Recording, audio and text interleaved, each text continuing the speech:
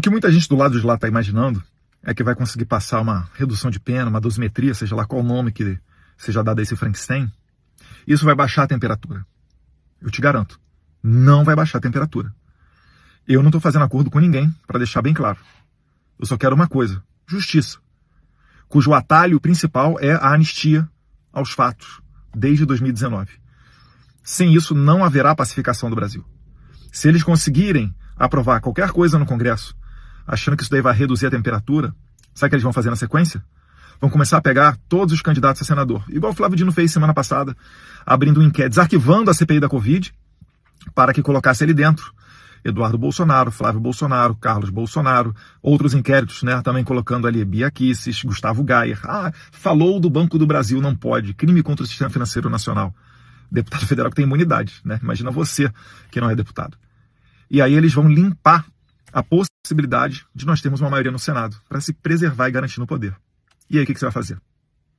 Entenda o seguinte, todos nós estaremos na situação da Carla Zambelli, absolutamente todos nós estaremos. Deus deu a oportunidade para a gente, uma máquina do tempo, a gente conseguiu voltar no tempo e poder guerrear agora. Então todos nós temos que nos imaginar na situação que está hoje a Carla Zambelli naquele vídeo, onde ela teve todas as contas bloqueadas, todas as redes sociais derrubadas, dela, do marido, da família, do filho, do pai, da mãe, do periquito, de todo mundo. A ponto de você não ter 10 euros para comprar um shampoo. Eles vão fazer isso com a gente. Nós temos uma chance agora. Vai ser a custa de sacrifício.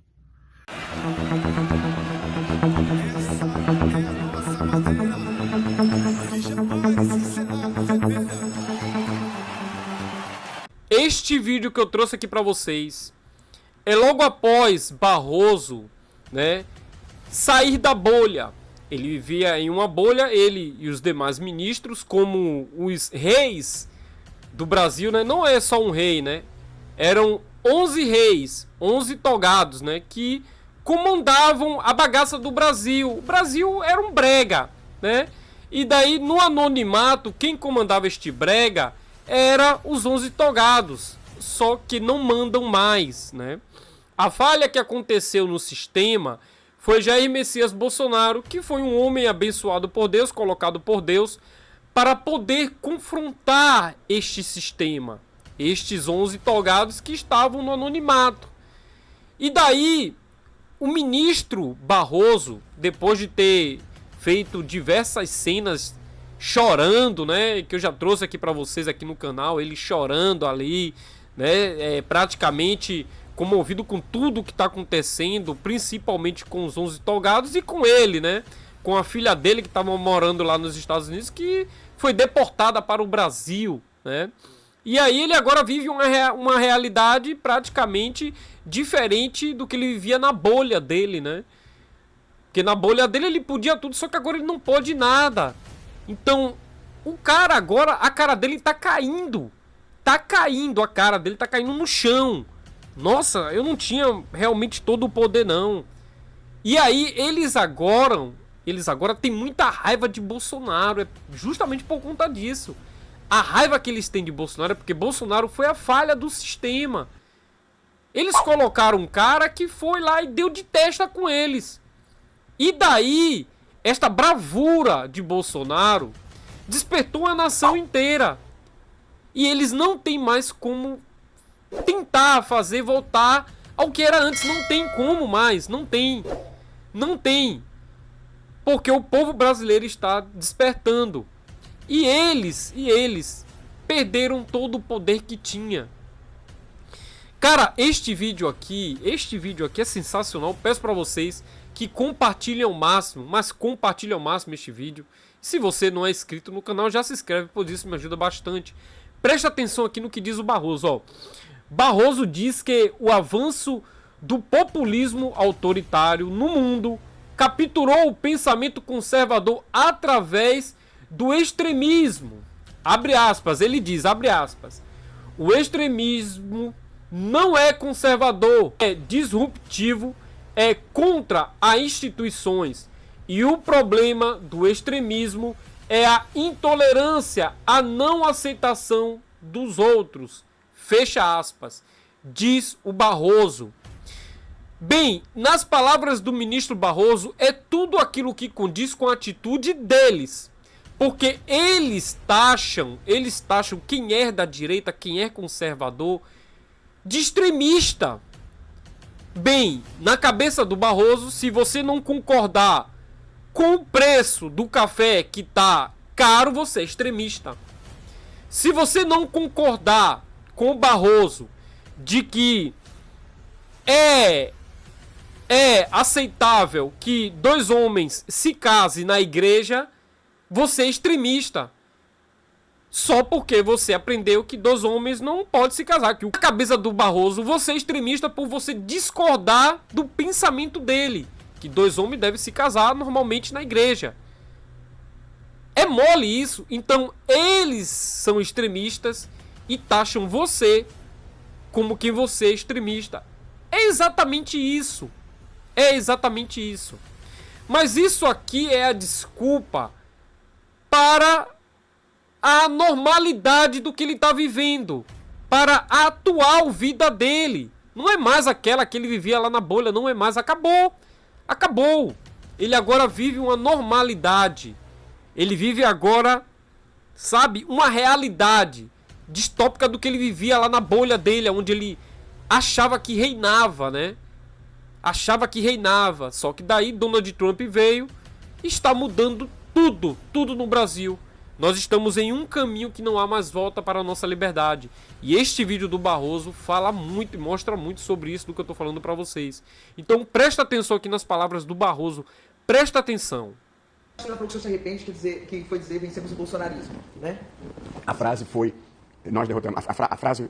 O senhor lembra bem? Não, eu lembro bem, porque como é a única coisa que eu... Em 12 anos e 3 meses, é a única coisa que eu verdadeiramente me arrependo. E aí, há muitas razões para isso. A primeira é que quando eu falei nós... primeiro, eu preciso contextualizar. Foi num congresso da Uni, em que eu aceitei debater regulação de redes sociais, mas quando eu ia começar a falar, o palco foi cercado por umas 30, 40 pessoas de oposição à gestão da Uni, e que atendia pelo sugestivo nome de Fagulha Revolucionária Trotskista. E quando eu comecei a falar, eles começaram a bater, soprar corneta, a bater bumbo e a gritar para me impedir de falar. E eu aguardei um pouco, não pararam, aí eu comecei a gritar para ver se as pessoas que estavam querendo, tinha 1000 pessoas, e quem estava me impedindo de falar eram 30, 40 pessoas. Mas aí chegou uma hora que eu desisti, porque era impossível fazer a minha voz prevalecer sobre a gritaria. E foi quando eu falei, para vocês estarem aqui fazendo esse papel, nós derrotamos a ditadura, nós derrotamos a tortura, nós derrotamos a censura, nós derrotamos o bolsonarismo. Esta frase foi infeliz, por algumas razões. A primeira é que deu a impressão que o nós era o Supremo. O nós era a sociedade brasileira, porque isso foi logo depois das eleições e o presidente não tinha sido reeleito. Segundo, porque até o meu modo de ser, eu nunca faço o argumento personalizado, fulanizado. O que nós derrotamos mesmo foi o extremismo, foi uma forma intolerante e agressiva, grosseira de se fazer política. Quando você fulaniza, você faz uma generalização ruim. Eu me referia só aos extremistas. Milhões de pessoas votaram no ex-presidente, de modo que foi uma falta de respeito com as pessoas que votaram legitimamente no presidente dizer aquilo. Eu liguei para a minha assessora de comunicação social, que é a Mariana, e falei, Mariana, deu ruim aqui. Eu, na circunstância aqui, cercado, palco cercado, uma coisa bem agressiva, produzi uma frase ruim. Só que estava tanto barulho que eu acho que ninguém ouviu. Não, mas o que aconteceu? Ninguém ouviu. Só que um site de notícias conseguiu, por um processo tecnológico qualquer, separar a minha voz do barulho externo. E então, o que ele fez? Tirou o barulho externo, então aparece eu gritando, nós derrotamos. Porque, evidentemente, sem o barulho externo, eu gritando daquele jeito, parece que eu estava fazendo um comício, eu estava só tentando ser ouvido. Foi muito ruim.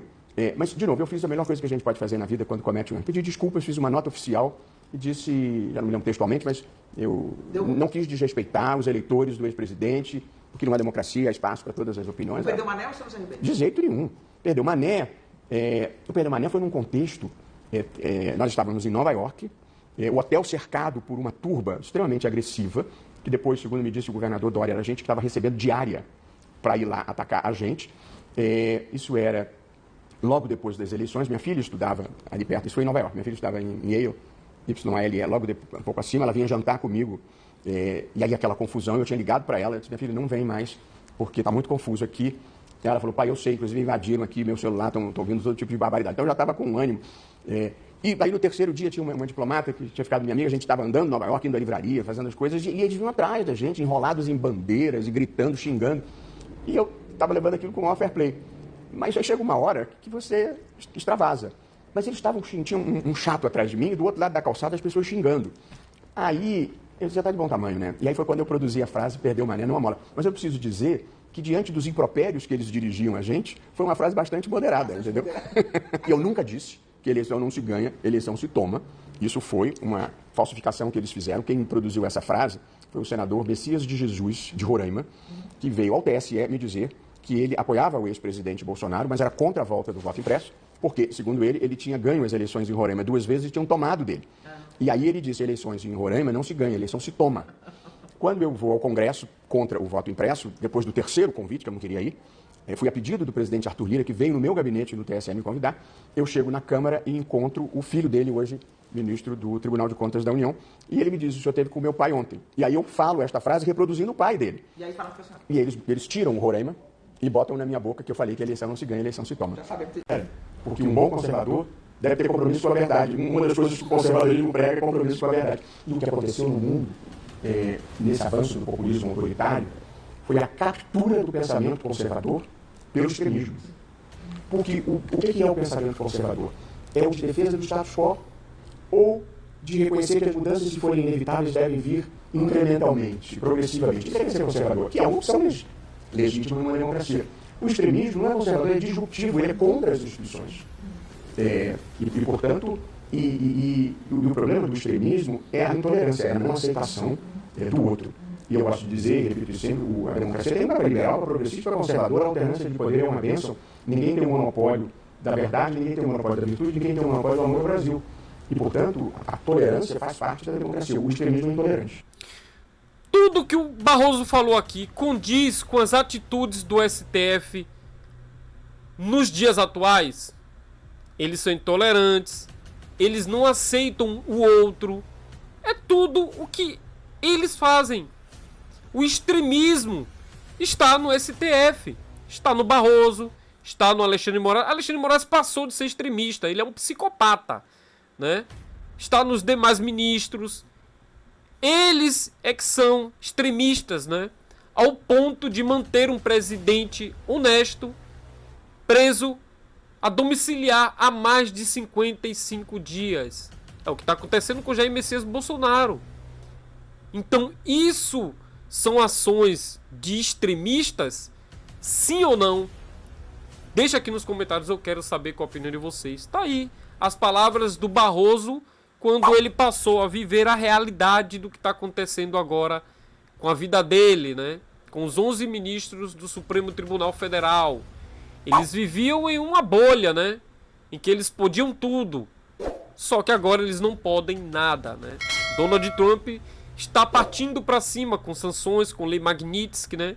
E agora o que resta para o Barroso é a choradeira, né? Muito obrigado pela tua audiência, um forte abraço a todos, se inscreve, curte, compartilha. Para você que é novo no canal, que aqui de paraquedas não me conhece ainda, meu nome é Gino Almeida, está no canal Ponto de Ignição, um forte abraço, até o próximo vídeo.